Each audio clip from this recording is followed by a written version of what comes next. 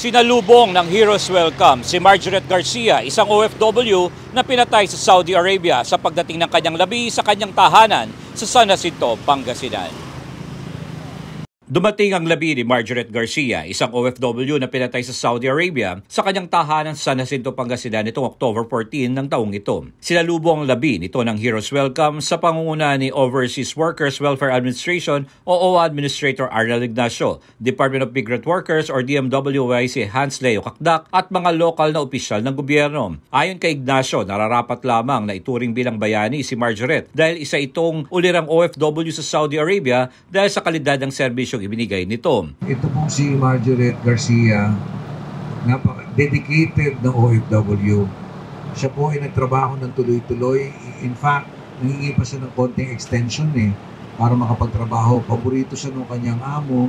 And then, nung nangyari ito, ang kanyang agency, yung Gulf Horizon, kaagad, nandyan, inasikaso ang kanyang foreign recruitment agency, ganun din. Tiniyak naman ni Kakdak na makakamit ni Margaret ang hustisya ngayong nasa kustodya na ng Saudi Authority ang suspect na isang Kenyan national. Nandito rin kami ni admin kasi gusto namin mangako kay nanay at tatay na gagawin natin ng lahat para makamit ang hustisya kay Tito. Nangangako rin tayo na makakamit ang hustisya para kay Margaret. Yung abogadong hinire po natin ay nakatutok sa kaso.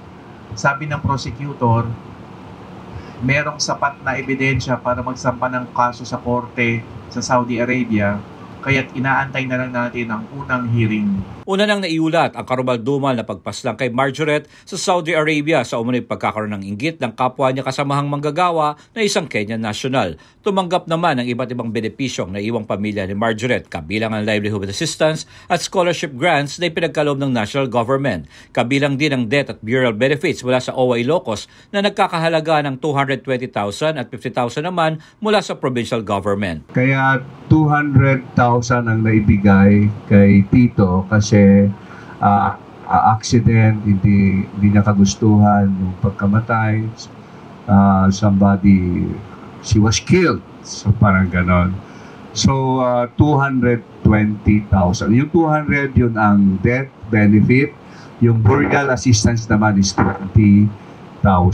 Maliban dito, ayon kay Ignacio, tuloy-tuloy ang koordinasyon ng ahensya sa pamilya na nasabing OFW para sa karagdagan pang tulong sa anumang pangangailangan ng mga ito. Bagamat nagpapasalamat sa lahat ng tulong na ibinigay ng pamahalang lokal at nasyonal ang ina ni Margaret, ay hindi naman ito kumbinsido sa investigasyon na isinasagawa dahil ang araw na nang lumipas bago ipaalam sa kanila ang kinahinatnan ng kanyang anak.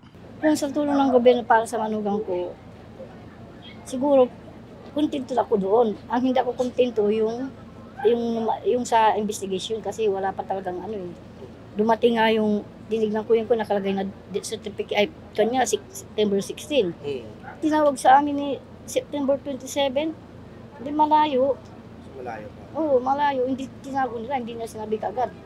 Samantala, nilinaw na Ignacio ang sitwasyon ng mga Pilipino sa Israel na hindi lahat ng OFW doon ay nasa panganibang kalagayan dahil ilang lugar lamang ang nasabing bansa ang apektado ng gera. Hindi po buong Israel ang nagkakagulo kasi mahirap po yan linawin natin kasi nakakapagdagdag lang ng unnecessary na takot sa ating mga kababayan, lalong-lalo na po sa mga kamag-anak ng OFWs. Madalas sinasabi ako mag-repatriate pero yung po kasing Tel Aviv sa Central, Jerusalem sa West at sa North, ayos ho ang buhay doon. Bandang South po ang mayroon tayong concern.